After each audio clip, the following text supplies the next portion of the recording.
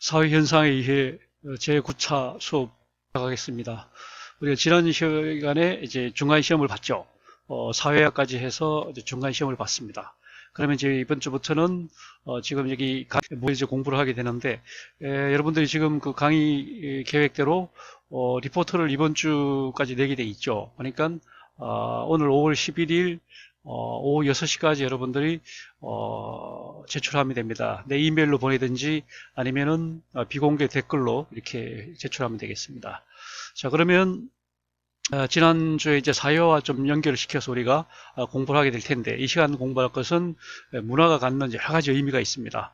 그 중에서 우리는 문화의 정의에 대해서, 문화는 한마디로 뭐라고 얘기할 수 있는가, 그 다음에 문화와 밀접한 관계가 있는 개념 용어 중에 하나가 문명이라고 하는 것입니다. 이 문명과의 관계는 어떤 관계를 가지고 있는가 하는 거, 그 다음에 문화가 우리 사회에 있어서 수행하는 기능에 대해서, 그 다음에 문화의 다른 문화와의 이 문화와의 이 보편성과 그 다음에 특수성에 대해서, 그 다음에 상대성과 절대성에 대해서 한번 우리가 생각을 해보고, 그 다음에 문화의 위계성입니다. 최상위 개념으로서의 문화와 그 다음에 뭐 하위 개념으로 그 부문별, 영역별 문화, 이런 것에 갖는 그 위계성을 공부를 하고, 문화와 문화의 성격을 이제 공부하는 식으로 이렇게 진행이 되겠습니다. 그럼 여기 지금 강의 계획에 있는 것처럼 우리가 제 5주차까지 공부했던 것, 우리가 앞으로 이제 선상 이해, 다시 말하면 사회학교는 어떻게 접근할 것인가에 대한 것에서 이제 본격적으로 들어간 부분이 바로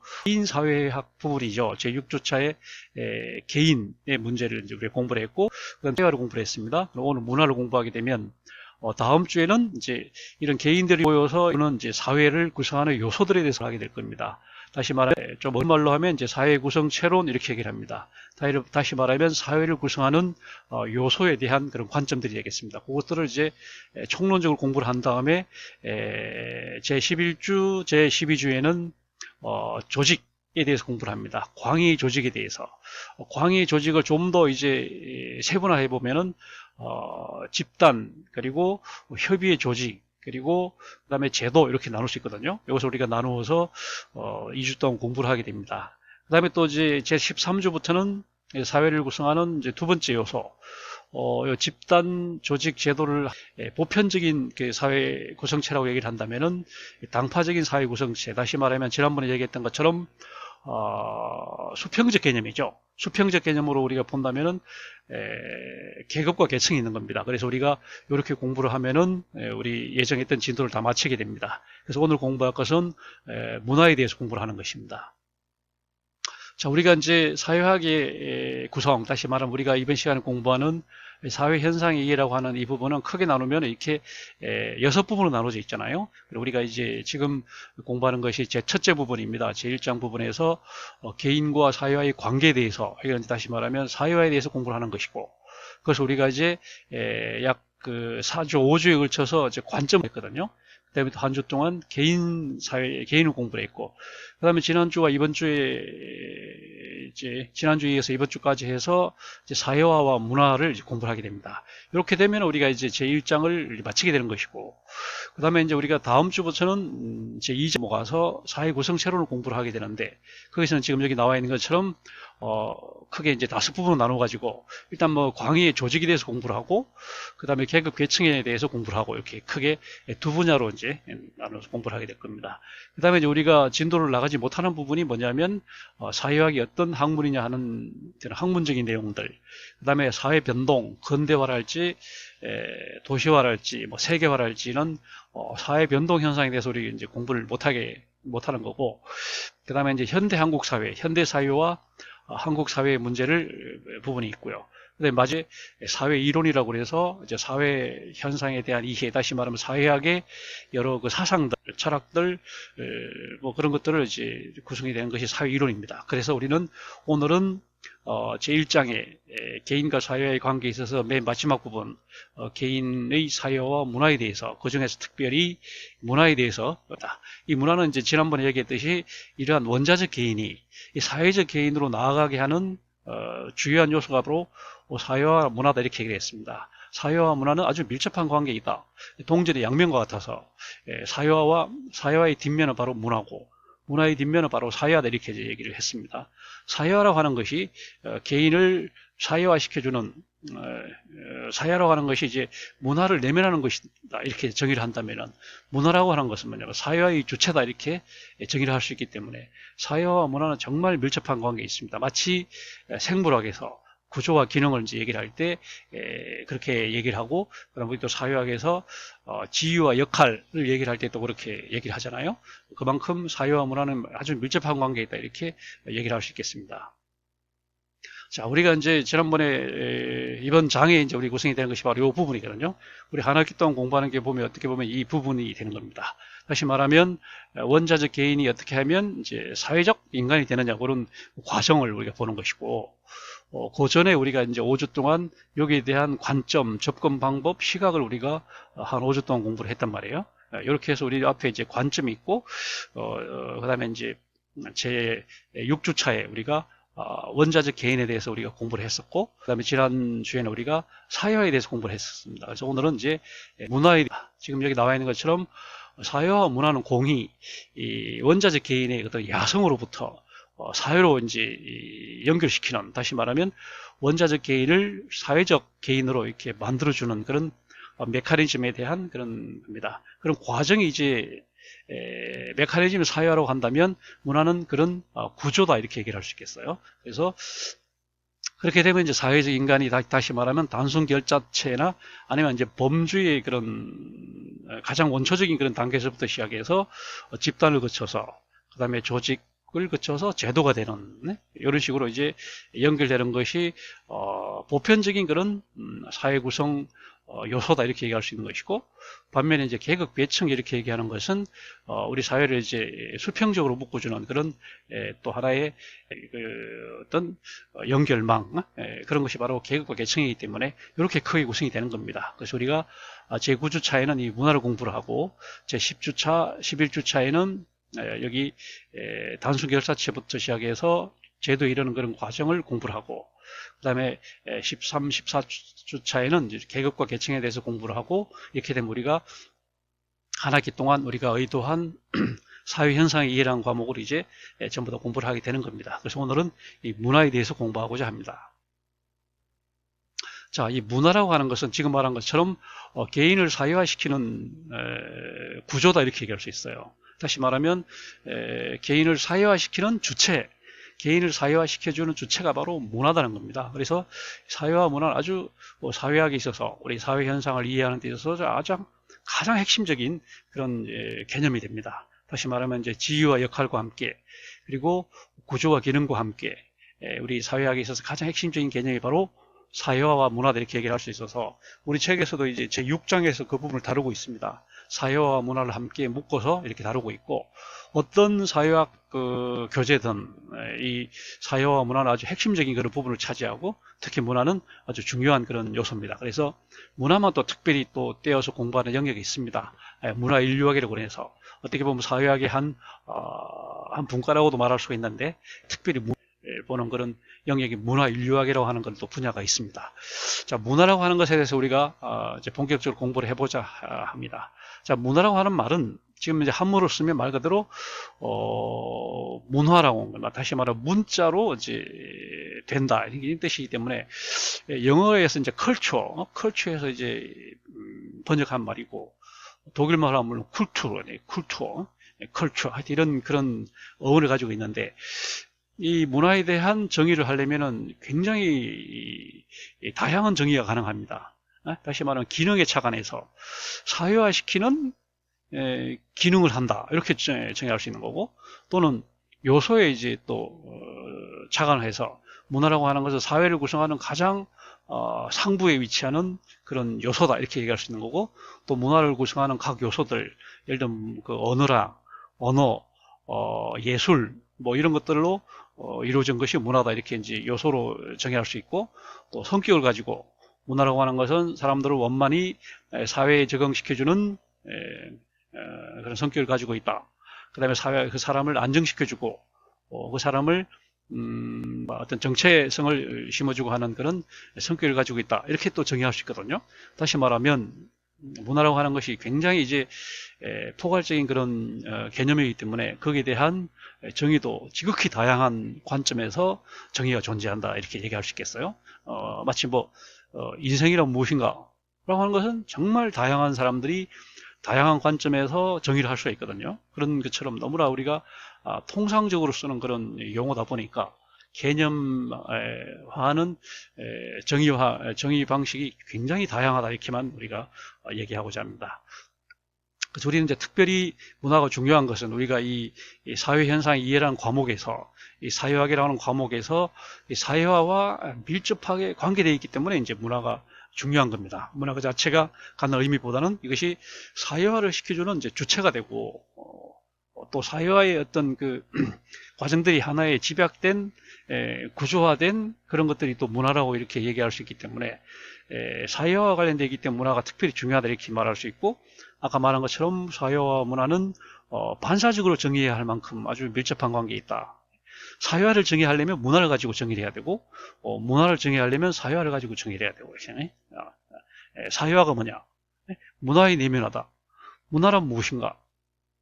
사회화의 주체다. 이런 식으로 말할 정도로 서로 정의를 할 때 반사적으로 정의를 해야 할 만큼 밀접한 관계에 있는 것이 바로 문화다 이렇게 이제 얘기할 수 있는 겁니다. 이것은 다 마치 생물학에서 이제 구조와 기능 우리가 이제 지난번에 얘기했던 것처럼 구조와 기능에 관한 얘기 말하면 이제 사회화가 기능이라면 문화는 하나의 구조가 되는 겁니다. 다시 말하면 사회화가 하나의 역할이라면 이 문화는 하나의 지위가 되는 겁니다. 그래서 우리는 이런 생물학에서 어떤 생명체 그 다음에 우리 생명체 각 부분들이 수행하는 기능과 그 각 부분이 갖는 구조 이런 것에 착안을 해서 이제 이것을 이제 우리가 사회학에 받아들여서 지위와 역할로 이렇게 이제 우리가 뭐랄까 약간 용어를 이제 변형을 시켰잖아요. 그 지위와 역할을 좀 더 이제 우리 어떤 개인의 사회화 측면에다 이제 초점을 맞춘 것이 바로 지금 말한 것처럼 문화와 사회화다 이렇게 얘기할 수 있는 거죠. 그런 관계에 있는 겁니다. 네? 문화와 사회화의 관계는 구조와 기능과의 관계, 다시 말하면 지위와 역할과의 관계와 같다 이렇게 얘기할 수 있겠어요. 자, 지위라고 하는 말은 이제 지위와 역할이라고 하는 것을 우리가 사회를 구성하는 모르타르다 이렇게 얘기를 합니다. 우리가 사회를 구성하는 각 개개인들을 하나의 벽돌로 본다면 벽돌을 쌓아서 이제 건축물을 만드는 것처럼 각 개인이 이제 벽돌이라고 그러면 벽돌과 벽돌을 이어주는 모르타르가 있어야지만 그것이 접합이 되고 이제 공고하게 이렇게 접착이 되면서 어떤 내구성을 갖잖아요. 그런 것처럼 그 모르타르로 하는 게 이제 시멘트하고 이제 모래를 섞어서 만들어서 꼭 없어서는 안 되는 건축의 소재가 바로 모르타르인 것처럼 우리 사회가 구성이 되려면 그 각 개개인이라고 하는 벽돌을 이어주는 지위와 역할이라고 하는 모르타르가 있어야 한다 이렇게 얘기를 합니다. 그 지위와 역할도 이제 서로 반사적으로 정의를 하는 거죠. 지위란 무엇인가 이렇게 정의를 하면 역할 담당자의 상대적 위상이다 이렇게 얘기를 하는 거고 그럼 역할이 무엇이냐 이렇게 말하면 지위 점유자에 대한 기대 내용이다 이렇게 얘기를 하거든요. 그만큼 이것도 똑같은 지금 우리 그 사회와 문화의 관계와 똑같은 그런 관계에 있다 이렇게 이제 볼 수 있겠어요. 그리고 이 문화라고 하는 말의 어원을 보면 이 말이 처음에 어디서 왔을까? 이 영어의 culture라고 하는 말이 cultivate에서 말이에요. cultivate. cultivate란 말은 한문으로 하면 경작하는 농사를 짓는단 말이에요. 경작. 경이라고 하는 건 이제 밭을 간다는 얘기죠. 밭을 갈아서 이제 그 씨앗을 뿌리는 그게 이제 경작이란 거예요. 경작. 이 경작이란 말이 경작하다. cultivate라는 말에서 온 거죠. 다시 말하면 이제 인간이 그 유목 생활을 하다가 노매드 이런 유목 생활을 하다가 정착을 했잖아요. 정착을 해서 이제 경작과 농경과 그다음에 이제 사육을 시작했잖아요. 동물을 이제 키우기 시작했단 말이에요. 그러니까 사람이 이제 유목 생활을 할 때는 지금 몽골인들이 마치 그 게르 생활을 하면서 대초원을 이렇게 방랑하는 것처럼 그런 식으로 이제 유목 생활을 하면 사실 문화라고 하는 것이 필요가 없습니다.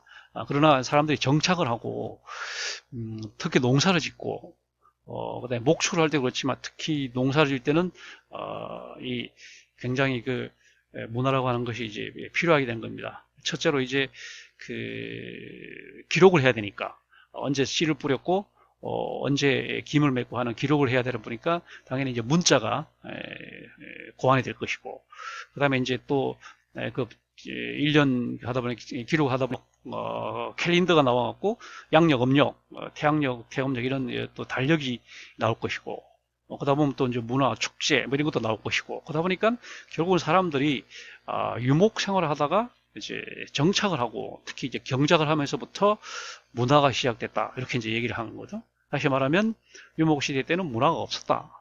문화라고 할 만한 그런 것들이 없었다 이렇게 말할 수 있는 것이고 그래서 이 컬처란 말은 이 cultivate라고 하는 경작에서 유래했다 이렇게 이제 얘기할 수 있고 그래서 농경 문화와 아주 농경 생활과 밀접한 관계에 있는 것이 바로 문화다 이렇게 얘기를 하는 겁니다. 두 번째로 이제 문명에 대해서 우리가 한번 이제 봐야 되는데 문명이란 말이 이제 있거든요. 문명이라는 것이 있는데 이 문명이라는 것은 아직 한문으로 이제 써서 보면은 문자는 똑같죠. 문화나 같은 글이란 거고 명은 이제 바뀌는 건데 이거는 영어의 이제 civilization이라고 하는 말의 번역입니다. culture란 말을 이제 문화라고 번역을 하고 civilization이라는 말을 이제 문명으로 번역을 한 것인데 이 두 가지는 사실 우리말로도 좀 비슷하지만 영어로도 사실은 상당히 이제 밀접하게 관계가 있기 때문에 이걸 상당히 많이 우리가 비교를 하는 겁니다. 그때 이제 대체로 문화라고 하면 뭐를 말하냐면 대체로 비물질적인 것을 다시 말하면 정신적인 거, 다시 말하면 유심론, 마음을 중시하는 그런 관점이고, 그 다음에 우리 이제 사상, 뭐 이런 철학, 이런 다시 말하면 상부 구조에 관한 그런 것들이 바로 문화라고 얘기를 합니다. 다시 말하면 이제 문명이란 말은 반대죠. 다시 말하면 물질적인 것이다. 다시 말하면 상부 구조가 아니라 토대에 관한 경제, 먹고 사는 문제 이런 데 대한 것이 이제 문명이다 이렇게 말한 것이고 그리고 이제 문명을 중시하는 것은 유심론보다는 유물론, 물질이 중요하다 이렇게 이제 보는 거기 때문에 우리가 이제 문명은 그런 식으로 물질적인 요소가 강한 것이 바로 문명이다 이렇게 얘기를 합니다. 그래서 우리가 상대적인 그런 개념이긴 한데 사실 구분할 필요는 있는 거죠.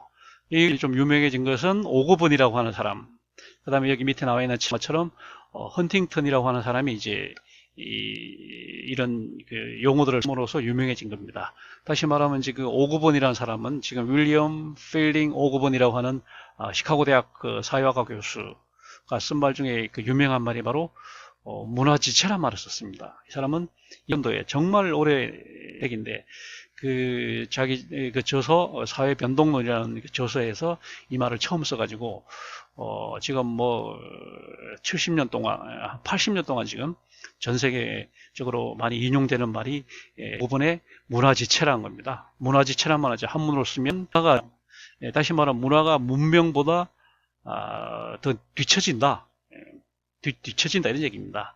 다시 말하면 영어로 하면 cultural lag 문화적 지체다 이제. 문화지체 그러면 cultural lag 이런 말을 쓰지만 뒤에다가 behind civilization 말을 붙여줘야 됩니다. 문명보다 문화가 지체된다. 이렇게 해야 말이 정확한 거죠. 문화지체 그러면 이 말만 갖고는 상당히 분명하지가 않아요. 그러니까 문명에 대한 문화의 지체 이렇게 말해야 훨씬 이해하기 편한데 우리는 그냥 줄여서 문화지체 이렇게 말한 겁니다. 문화지체 그러면 문명보다 낫다는 말이구나 이렇게 이제 우리는 이해를 해야 돼요. 다시 말하면 문화지체란 말을 이해하기 위해서는 문명과 문화와의 관계에 대한 선이해가 필요한 겁니다. 문명과 문화는 서로 다른 것이구나. 그리고 문명은 물질적인 것이고 문화는 정신적인 것이구나. 이렇게 요 정도 이제 우리가 기본적으로 이해가 된 다음에야 문명에 대해서 문화가 지체된다. 이렇게 말하면 그렇지. 아무래도 물질적인 것보다는 정신적인 것이 변화하는 속도가 늦는 게 사실이고 이거는 뭐 굳이 우리가 사례를 열거하지 않아도 그렇지 않겠네. 충분히 이해할 수 있기 때문에 우리는 이제 cultural lag 이런 말을 쓴 거죠. 그래서 뒤에다가 behind civilization 문명에 대해서 문화가 지체된다 이게 뭐예요. 우리는 너무나 이런 걸 많이 봅니다. 우리 사회에서도 한국 사회에서도 기술 문명은 하루가 모르게 변하고 있고 우리가 말한 것처럼 뭐 이동통신 뭐 전파 기술도 예를 들면 뭐 3G, 4G, 5G 그다음에 우리가 말하는 그 LT, 롱텀 이볼루션 이런 식으로 계속 그 전파 방식은 하루가 모르게 변하고 있는데도 하루가 진짜 모르게 변하겠는데도 이게 우리 한국인들의 의식 구조는 예나 지금에 똑같잖아요. 굉장히 여전히 지역주의를 벗어나지 못하고 여전히 영원함 차별을 하고 그 다음에 여전히 권위주의적 그 문화를 가지고 있잖아요. 네? 그리고 여전히 뭐랄까야 파벌주의 이런 것도 강하고 그 다음에 귀속주의 이런 것도 강해가지고 재벌, 학벌 뭐 이런 것들이 여전히 강력한 뭐랄까요 위력을 과시하잖아요. 이런 거 보면 기술 문명은 이렇게 하루가 모르게 변하지만 정신 문화는 정말 변하기 힘들구나 하는 건 우리가 여실히 보고 있기 때문에 이걸 굳이 뭐 이걸 우리가 늘 알고 있는 말이지만 이런 것들을 그냥 네 글자 문화지체란 말로 딱 함축적으로 요약했다는 점에서 오고보는 정말 천재적인 사회학자다 이렇게 말할 수 있는 겁니다. 자, 여기에 대해서 문명에 대해서 이제 유명한 책이 지금 헌팅턴의 바로 문명의 충돌이라는 책입니다. 1997년도니까 IMF 위기가 오기 직전에 나온 책이죠. 번역이 된 책인데 지금은 말 그대로 The Crash of Civilization입니다. 이게 문명이 이제 충돌한 다시 말하면 기독교 문명과 이슬람 문명이 크게 충돌할 것이다 이렇게 이제 예언을 한 것이고 그래서 우리가 왜 9.11 테러랄지 이런 것들도 이제 여기서 비춰본 거기 때문에 우리는 항상 이제 세계 역사를 보면은 이 충돌이 항상 많았는데 최근의 충돌은 이제 이념의 충돌이었어요. 이념. 그러니까 자본주의와 사회주의 이런 이념의 충돌이었다면 더 이제 나와서 최근에 충돌은 바로 문명의 충돌이다. 종교 전쟁이다. 이런 식의 말할 정도로 중세가 종교 전쟁이었다면 근대가 무슨 전쟁이었나요? 하여튼 그래서 현대에 와서는 이제 이념의 전쟁, 이데올로기의 전쟁이었다면 최근에 가서 다시 종교 전쟁, 다시 말하면 문명의 전쟁 시대로 돌아왔다 이렇게 말할 수 있을 정도로 문화와 문명은 그런 관계에 있다 이렇게 얘기를 할 수 있겠습니다. 자, 그 다음에 문화가 갖는 기능을 대해서 우리가 한번 생각해 보면 문화라고 하는 것은 아까 말한 것처럼 사회화를 이제 수행하는 주체죠. 그러니까 사회화와 이제 바로 관계가 되어 있는 것인데 그 기능들은 이제 한 몇 가지로 정리를 해봤습니다. 첫째는 뭐니 해도 역시 사회화의 주체라고 하는 거죠. 원자적 개인을 다시 말하면 생물학적인 인간을 사회적 개인으로 사회학적 주체로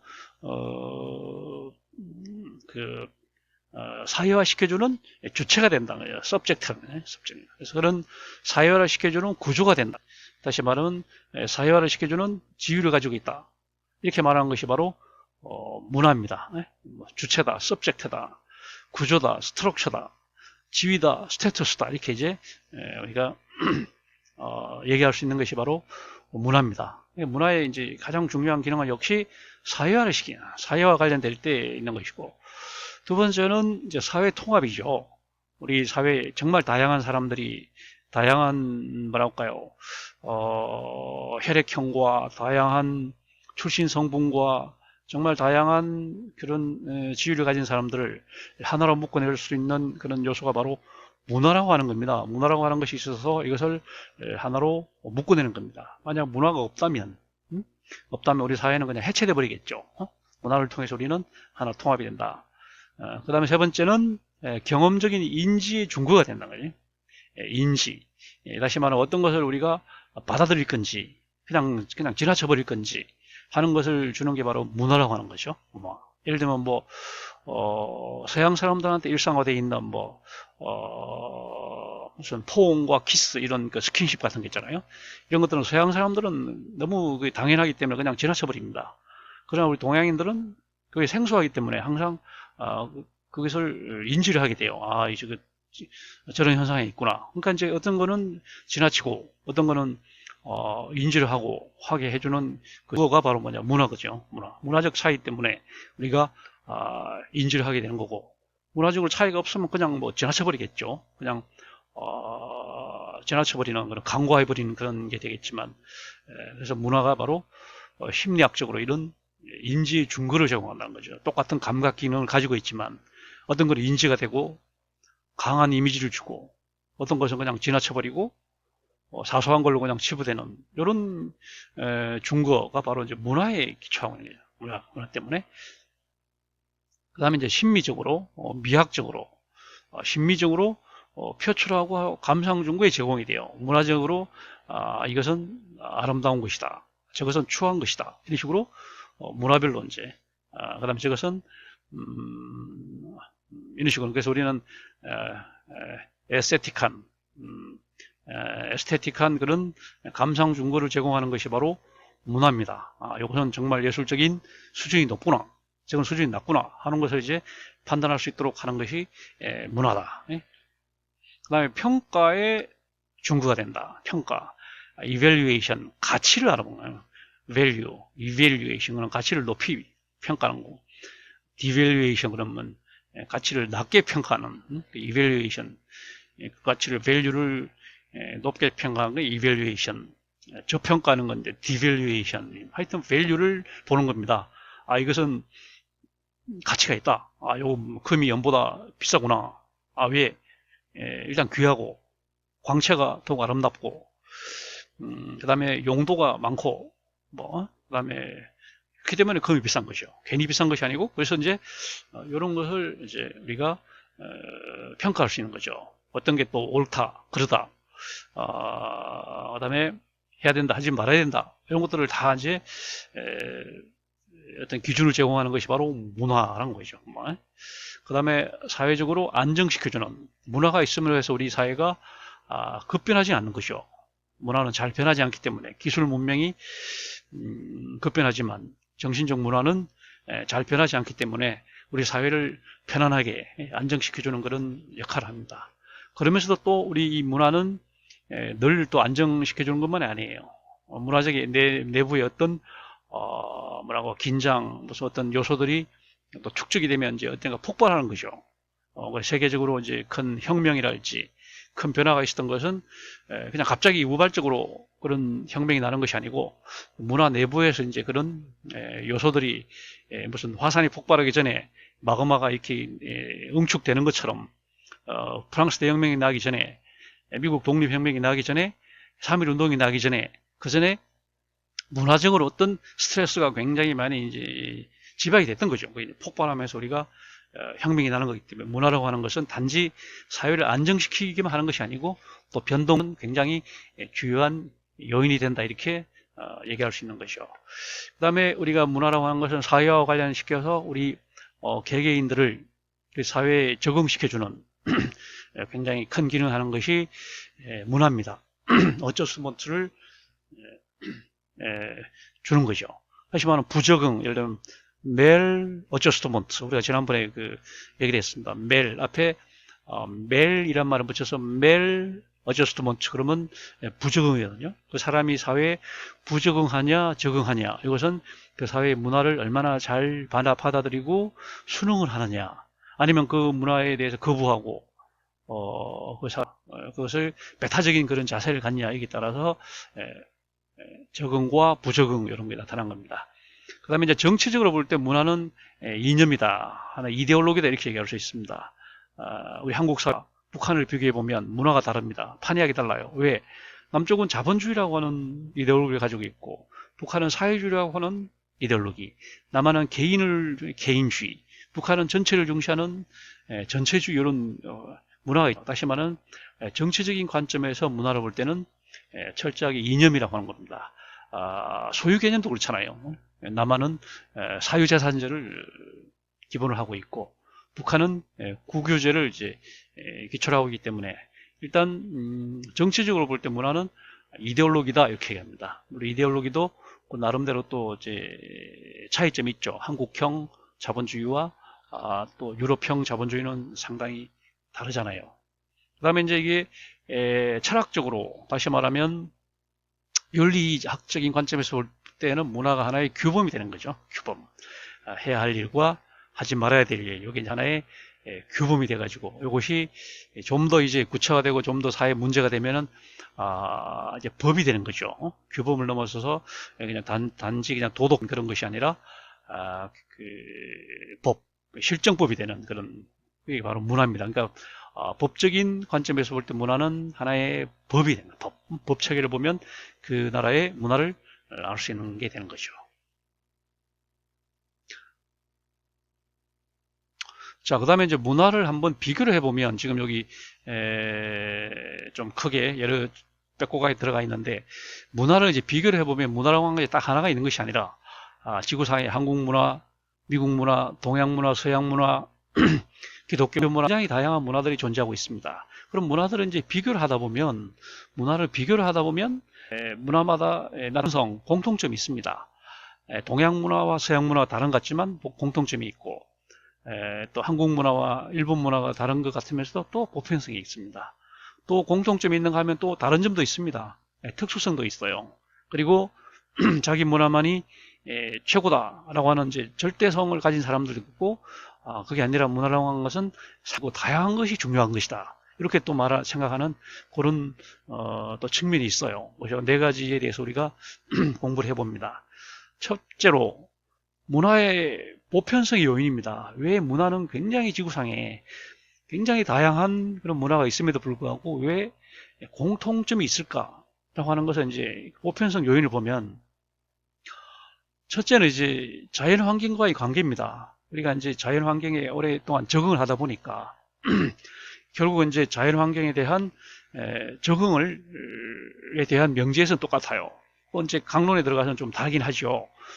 인도처럼 이렇게 굉장히 그 자연 환경이 급변하고 변화무쌍한 그런 경우가 있는가 하면 또 굉장히 편안한 그런 이제 또 기후 환경을 가진 그런 나라도 있기 때문에 나라마다 좀씩 차이가 있긴 하지만 기본적으로는 어떤 문화든지 자연 환경과의 관계에 있어 적응에 최적화되어 있습니다.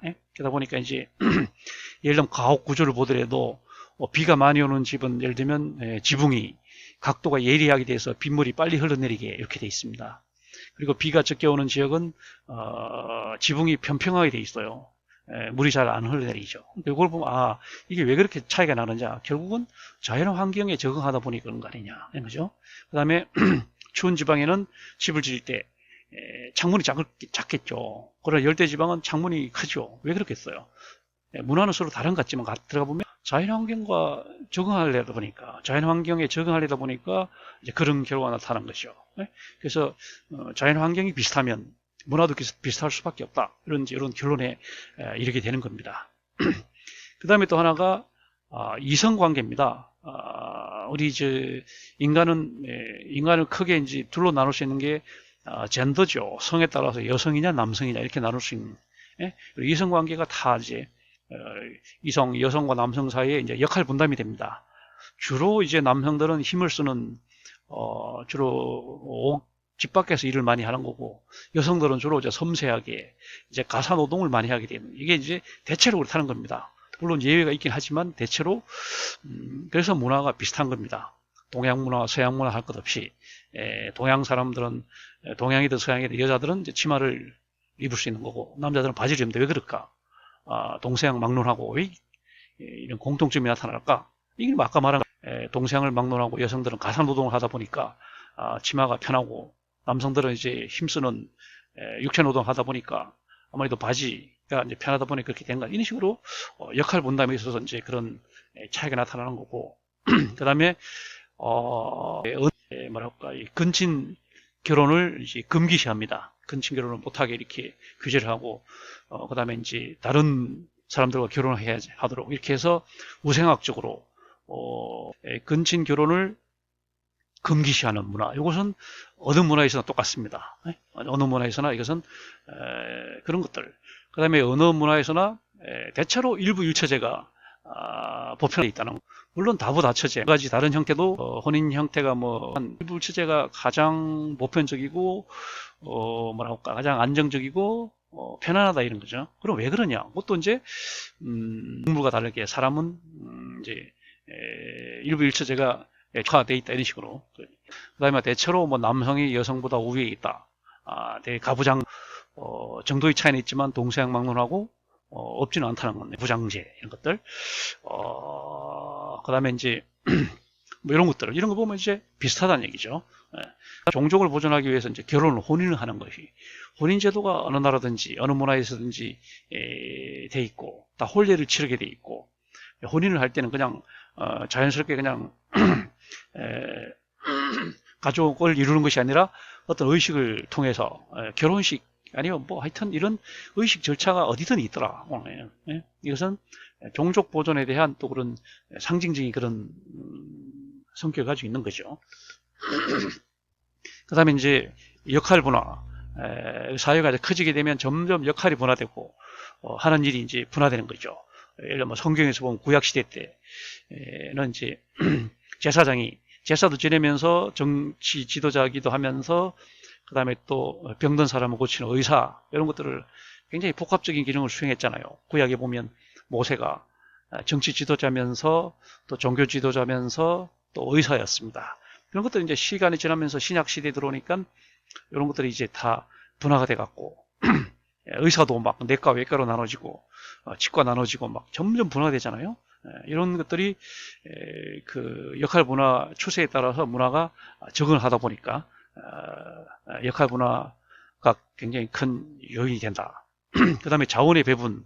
이것도 이제 그래서 경제의 어떤 그 문화가 생겨나는 거죠.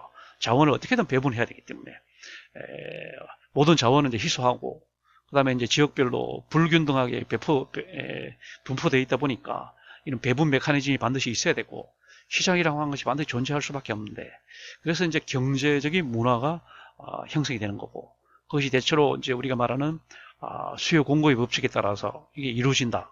우선 이제 정도의 차이는 있더라도 어떤 문화에서든지 비슷하거든요.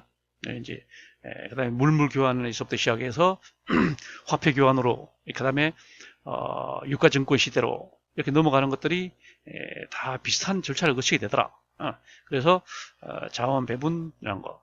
그다음에 의사전달의 그 필요성에 의해서 문화 중에서도 언어가 이제 굉장히 발달한 겁니다. 언어가 발달하고 그다음에 언어가 이제 고급 언어가 언어로 갈수록 명사가 발달하고 명사, 형용사나 동사 이런 것보다는 명사가 발달하고 그다음에 명사도 추상명사, 사랑, 평화, 영원 이런 것들이 이제 발달하고 고급 문화로 갈수록 그런 식으로 그다음에 자원 모음이 분화되고 뭐 이런 식으로 이런 것들을 이제 그다음에 단지 말만 있는 것이 아니라 문자 체계로 이렇게 문자도 이제 표의 문자와 표음 문자가 있어가지고 문자가 그다음에 기호 상징 체계 이런 것들이 계속 이제 진화되고 발달하고 이런 식으로 그러다 보니까 이제 기호도 굉장히 세련되고 이런 식으로 이런 방향으로 가고 있다는 것이죠. 이게 이제 어느 나라든지 어느 문화든지 대체로 그런 과정을 거쳐서 가고 있다.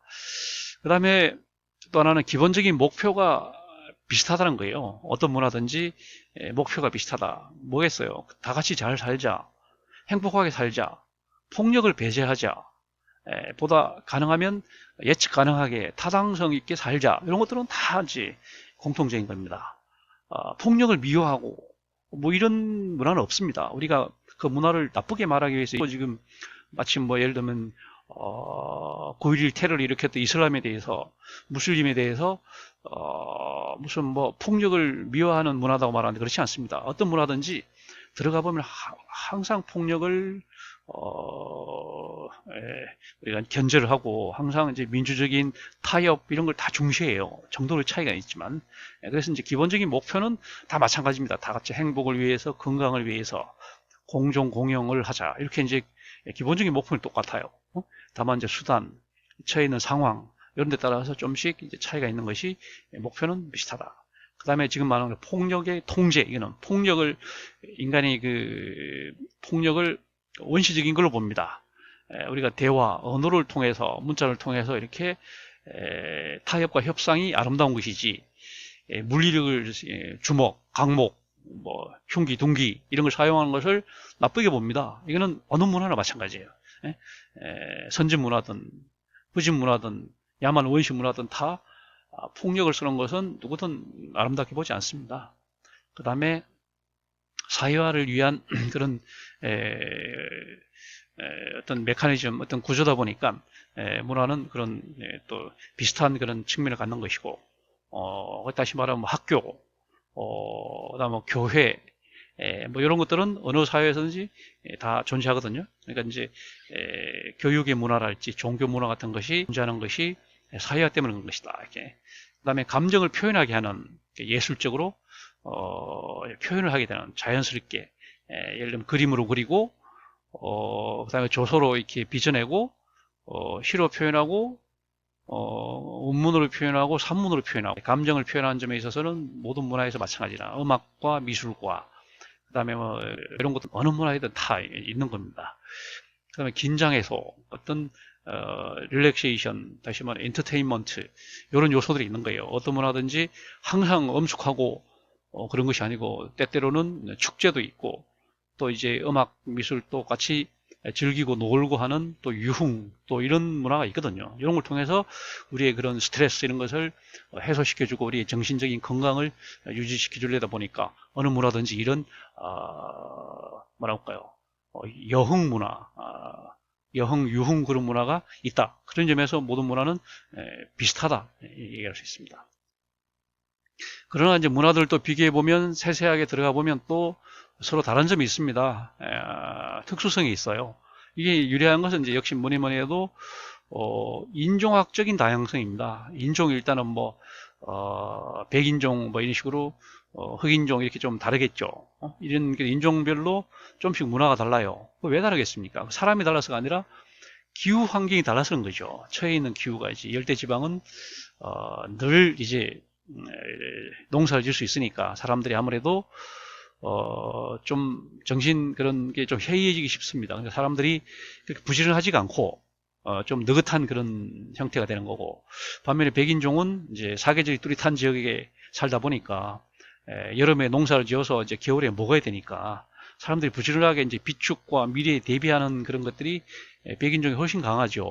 흑인종은 미래, 비축 이런 데 대한 별로 개념들이 별로 없는 겁니다. 그러다 보니까 문화가 이제 인종별로 좀 다양하게 이렇게 이제 분화되는 그런 형태가 됩니다. 그리고 추운 지방에 사는 사람들은 좀 더 부지런해야 되고 어떤 사람보다 그다음 백인 중에서도 맨 북쪽에 사는 그 노르만하고 그다음에 그 밑에 사는 게르만 그다음에 따뜻한 데 사는 라틴 이렇게 비교해 보면 또 상당히 다르거든요. 이것은 기후 환경이 다르기 때문에 그렇습니다. 외모도 다르고요. 북쪽으로 갈수록 이제 키가 크잖아요. 노르만이 제일 크고 게르만이 중간이고 라틴이 제일 작잖아요. 이렇게 그렇게 적응하다 보니까 아마 체구에 따라서 또 뭐라도 좀 다른 겁니다. 집을 지을 때 이런 뭐 집 높이, 지붕 같은 것도 좀 다르게 지을 거고 그래서 이제 인종학적으로 다양하기 때문에 다시 말하면 기후 환경 우리가 날씨 그러면 이제 웨더 날씨 이 날씨가 이제 일정 기간 지속되는 것을 우리는 기후라고 합니다. 클라이미트다, 기후다, 또는 뭐 풍토다 이렇게 얘기해요. 기후와 풍토다 거죠. 그다음에 이제 메테오롤로지 이런 기상 이런 기상 조건들이 서로 다르기 때문에 문화가 다른 겁니다. 그럼 기후 환경을 또 결정짓는 것은 역시 지리학적인 입지입니다. 지오그래피컬 로케이션입니다. 다시 말하면 지구에서 이제 지리학적으로 어느 위치에 있느냐. 다시 말하면 북방 아니면 적도죠. 적도를 중심으로 해서 적도에 가까이 있느냐 아니면 이제 북반구냐 남반구냐. 그 다음에 또 동쪽이냐 서쪽이냐 뭐 이런 거. 그 다음에 이제 그 바다를 끼고 있냐. 왜냐하면 지구가 이제 서에서 동으로 불다 보니까 대체로 이제 바람이 이제 서쪽에서 동쪽으로 불잖아요. 주로.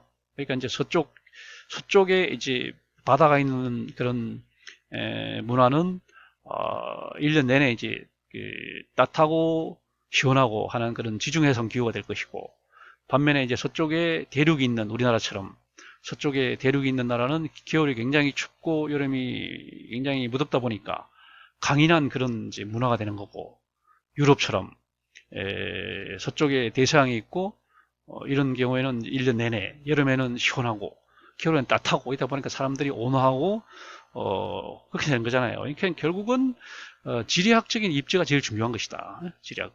한국과 일본도 가까이 있는 것 같지만 가까이 굉장히 그 지리학적으로 유사한 것 같지만 일본은 섬나라고 우리보다 훨씬 더 섬이 많고 산이 높고 산이 훨씬 더 험하잖아요. 그러다 보니까 또 일본 문화와 한국 문화는 또 다릅니다. 그러니까 이제 이런 걸 놓고 볼 때는 역시 특수성을 결정짓는 요인은 첫째 이제 출발은 역시 지리학적 입지다.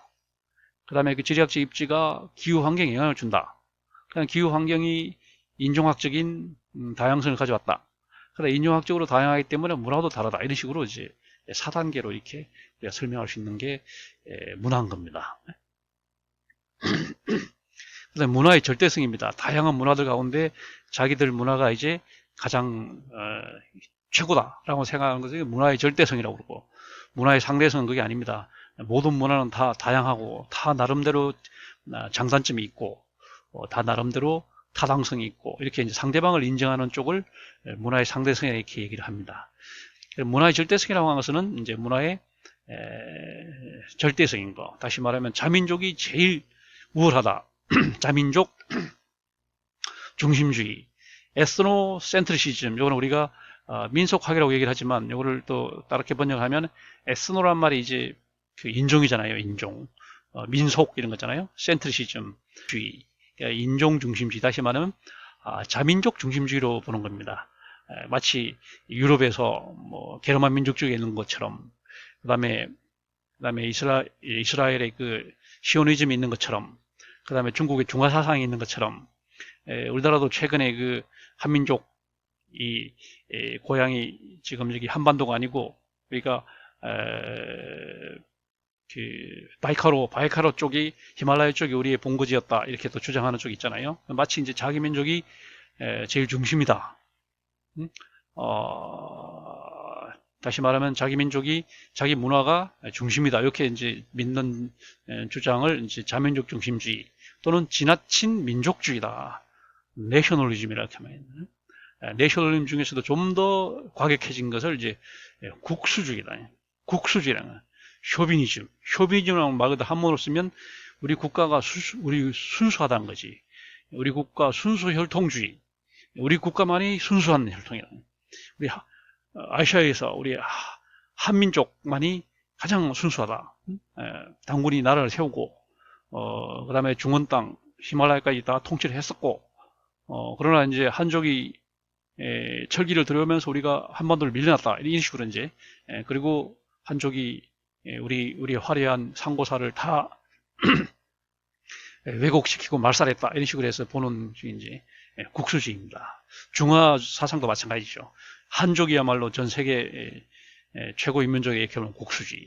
그다음에 뭐 나치즘, 그다음 이탈리아의 파시즘, 일본의 공국주의, 이런 것들이 다 대표적인 국수주의 예입니다. 이런 데 밀려서 우리 대한민국은 그런 게 없었지만 최근에 와서 이제 특히 중국이 동북공정 뭐 이런 걸 하면서 우리 민족이 정말 옛날부터 한반도에만 살아왔을까?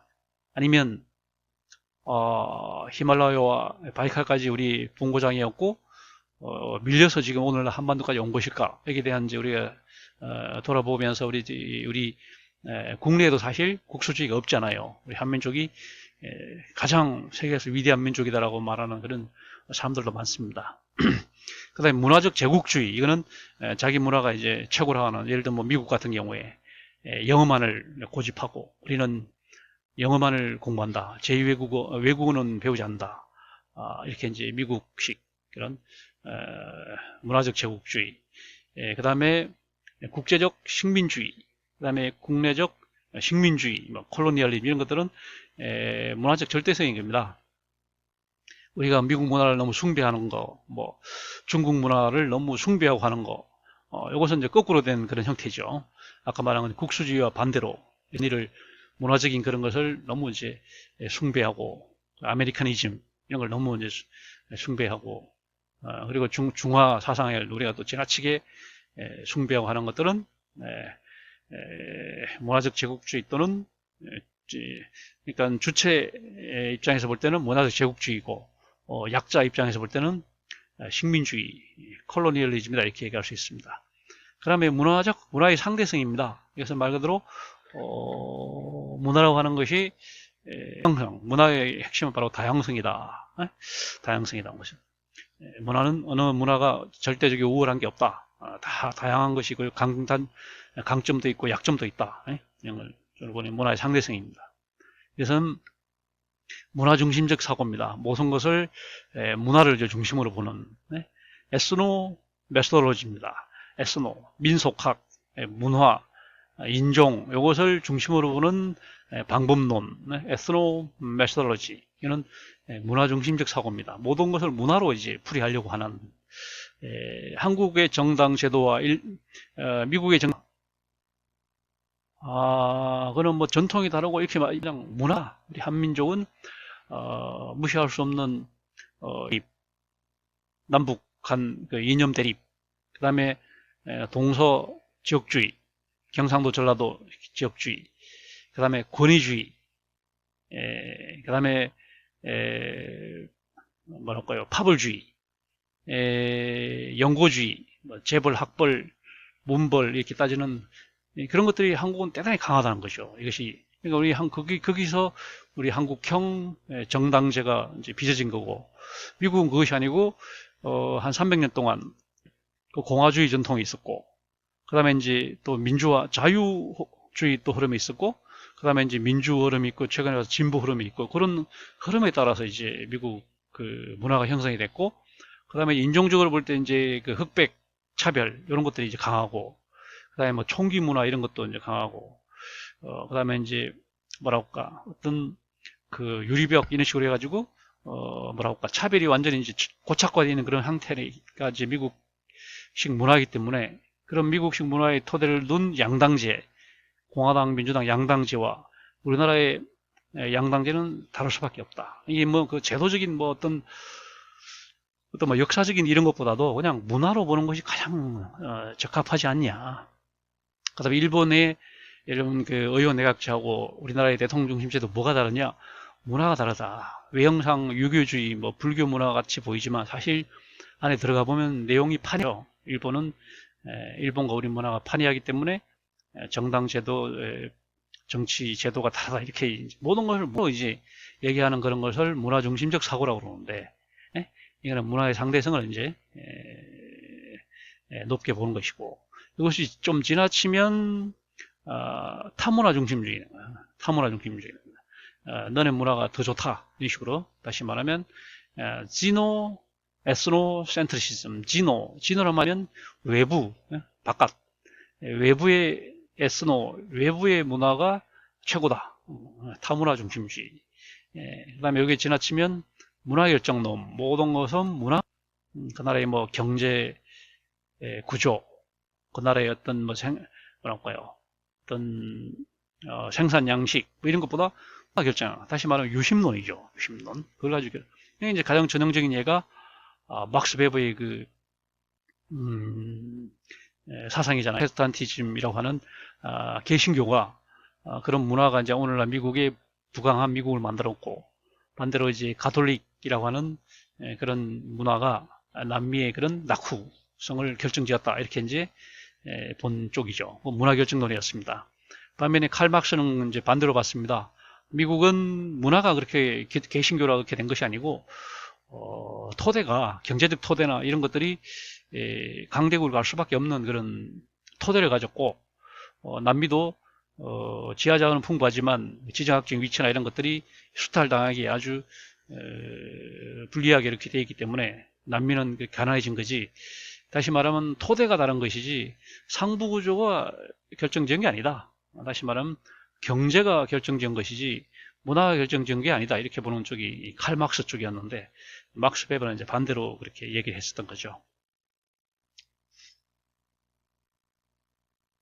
자, 그 다음에 이제 문화의 위계성입니다. 문화라고 하는 것이 층계를 가지고 있다는 거예요. 하나만 있는 것이 아니고, 이제 예를 들어 한국 문화다. 그러면 한국 문화 중에서도 예를 들면 경제 문화가 있고, 정치 문화가 있고, 종교 문화, 교육 문화, 뭐 어디 다양한 뭐 군사 문화, 문화들이 굉장히 다양한 거죠. 그러니까 문화는 이렇게 층계를 이루고 있다. 이것을 우리는 문화의 위계성이다 이렇게 얘기를 합니다. 다시 말하면 하이어라키다. 다시 말하면 승층화되어 있다. stratifiedness라고 이렇게 얘기했습니다. 상위 문화가 있습니다. 최상에 있는 한국 문화 이런 거죠. 그걸 구성하는 하위 문화가 있습니다. 컬처가 있습니다. 컬처가 있고 섭 컬처가 있는 거죠. 한국 문화가 있으면 한국 정치 문화가 있고 한국 경제 문화가 있고 뭐 이런 식으로 하나가 있다. 이거는 사회가 위계를 이루고 있는 것처럼 한국 사회 안에 정치 사회, 뭐 경제 사회 이렇게 이제 그 나눠볼 수 있는 것처럼 문화도 그런 식으로 서로 대형적으로 구분해 볼 수 있다 이렇게 말이죠. 또는 이제 다르게 보는 것이 상류 문화와 하류 문화, 하위 문화가 있네. 상류 문화, 메인스트림 그 사회에 이제 상류들이 갖는 상류 문화가 있고 그 다음에 하류, 다시 말하면 비주류들이 갖는 문화가 있다는 거죠. 우리 한국 사회를 치면 뭐 지방보다는 수도권, 수도권보다는 서울, 서울 중에서도 강남, 강남 중에서도 무슨 뭐 대치동 뭐 이쪽 이런 쪽으로 하는 그런 진정한 상류 문화가 있는가 하면 어떤 상류 문화는 수도권도 아니고 지방 그런 또 비주류 문화도 있습니다. 그러니까 이제 이런 식으로 상위 문화, 하위 문화를 이제 구분해 볼 수 있는 거고, 그다음에 외형, 기층 문화가 있습니다. 외형 문화는 밖으로 드러나는 그런 문화하고 기층 문화는 속으로 감춰져 있는 문화입니다. 이것이 이제 선진국일수록 일치되는데 후진국일수록 이게 이제 서로 괴리되죠. 외형은 굉장히 근사한데 기층은 굉장히 천박한 그런 문화들이 많습니다. 실제적 문화. 요걸 이제 지적한 게 지금 밑에 나와 일본 문화를 본 건데, 일본이 이렇다는 거죠. 겉으로는 굉장히 부드러운 젠틀한 그런 이제 국화의 측면을 제시를 하는데, 일본의 기층 문화는 칼이라는 거예요. 칼. 옛날부터 칼이, 일본은 사무라이 시대가 있었고, 옛날에 여전히 칼이라고 하는 그런 게 있었고, 그 다음에 이제 일본은 임진왜란 때 조총을 가지고 우리 조선을 침략했지만, 임진왜란이 끝나자마자 다시 돌아가서 다시 막부 시대로 돌아가잖아요. 그러니까 사무라이 시대가 일본은 여전히 칼이라고 하는 게 굉장히 강합니다. 그래서 누구든 이제 칼을 숨기고 있기 때문에 젠틀할 수밖에 없는 거죠. 젠틀하게 인사를 하고 헤어져야지만 쉽게 말하면 되는 거지. 그래서 겉으로는 젠틀할 수밖에 없는, 속으로는 음흉하지만 왜? 상대방이 칼을 가지고 있기 때문에, 칼을 가지고 있을 수 있기 때문에 항상 겉으로는 젠틀하다는 식으로 해서 하여튼 그런 양면성을 지적한 책입니다. 그래서 이런 것들은 뭐 우리 한국 사회도 그렇고 하여튼 뭐 정도의 차이가 있지만 다 뭐 이런 게 있겠죠. 일치하지는 않겠지만 특히 후진국으로 갈수록 이제 요 괴리가 심하다 이렇게 얘기할 수 있습니다. 그 다음에 문화의 요소와 성격을 우리가 마지막으로 보겠습니다. 문화를 구성하는 요소, 어떤 것이 모여서 문화를 이룰까?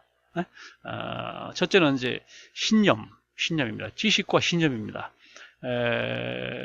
문화의 그 요소 중에 이제 중요한 게 지식. 예?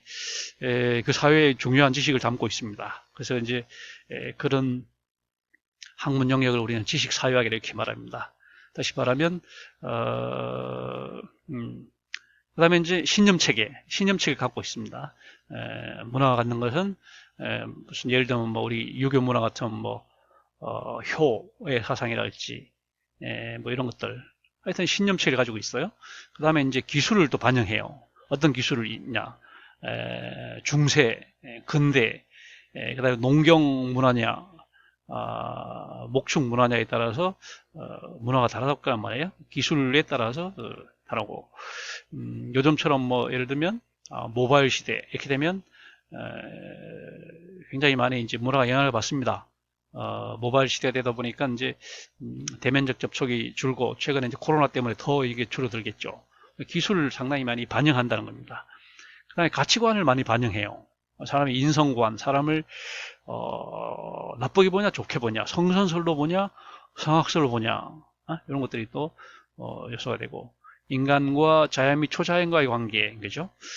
인간이 자연을 어느 정도 정복할 수 있으면 굉장히 자신 있게 우리 성경처럼 자연을 정복하라 다스려라 이렇게 이제 나오겠지만, 인도 사람처럼 도저히 정복할 수 없는 그런 자연 형태가 되면 그때는 자연에 이제 적응하면서 살라 이런 식으로 되거든요. 그러니까 그런 인간과 자연 초자연과 관계가 또 중요한 그런 종교적인 요소가 되겠죠.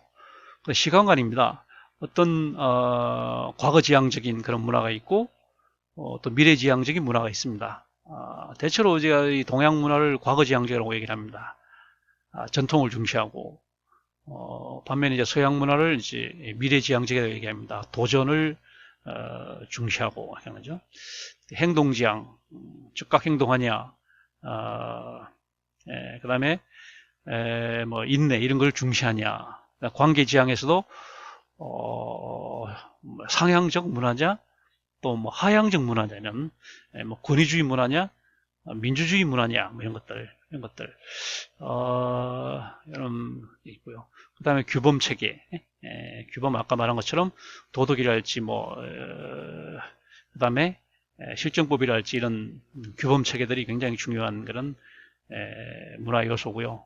그다음 언어가 굉장히 중요하다는 얘기 했습니다. 언어라고 하는 것은 말이죠, 말. 지구상에 정말 많은 말이 존재합니다. 나라가 지금 한 200여 개 나라 되니까 언어도 한 뭐 100, 한 50개 언어가 될 겁니다. 그러나 그 언어가 이제 기록이 되기 위해서는 문자가 필요합니다. 그래서 이제 문자와 그다음에 그 플러스 또 기호 체계가 있습니다. 이런 것들이 문화의 중요한 요소가 된다. 아까 얘기를 했죠. 사람들이 유목 생활을 하다가 이제 정착해서 농경을 하다 보니까 문자가 자연스럽게 이제 생겨났다. 그 서양의 문자는 고대 페니키아인들이 이제 장사를 상업을 하다가 이제 기록을 하려다 보니까 페니키아 문자가 만들어진 거고 그 페니키아 문자가 이제 히브리로 가서 히브리 문자가 되고 그다음에 헬라로 가서 헬라 문자가 된 것이다. 헬라 문자가 로마 문자가 되고 로마 문자가 오늘날 알파벳이 되고 그래서 전 세계에 이제 알파벳이 만들어진 것이고 동양에서는 이제 황호 문명 쪽에서 이제 은나라 때 이미 갑골 문자 쪽으로 해서 이제 그 갑골 문자가 나왔다는 거죠. 그 갑골 문자를 한나라 때 이제 한자라는 이름, 한문으로라는 이름으로 바꿨습니다. 사실은 이미 은나라 때 만들어질 때 문자입니다. 한나라 때 와서 그것을 자기들이 좀 다듬고 정리했을 뿐인데 자기들이 만드는 것처럼 이렇게 얘기를 합니다. 그래서 어쨌거나 서양의 알파벳하고 동양의 한문은 이같이 이제 정착을 하면서부터 생겨났던 거기 때문에 언어가 가장 중요한 문화의 요소다 이렇게 얘기할 수 있고 그다음 기호 체계, 상징 체계도 그렇습니다.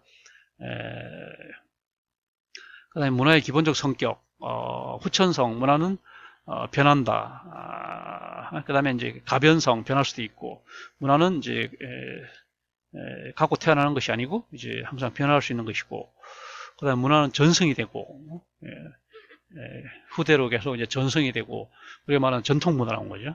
대중 문화라고 하는 것도 있지만 또 전통 문화가 되어서 이제 전승이 된다. 최근에 와서는 뭐 위키피디아 이렇게 해서 집단지성 이렇게 해가지고 그 한 사회의 중요한 그런 내용들 어떤 지식 정보 같은 것들이 집단지성에 의해서 이제 계속 그 기록으로 남는 것이요. 이렇게 해서 그런 문화들이 점차 이제 전승이 되는 그런 전성을 가지고 있습니다. 그다음 하나는 이제 공유성, 그 구성원들이 함께 갖는 겁니다.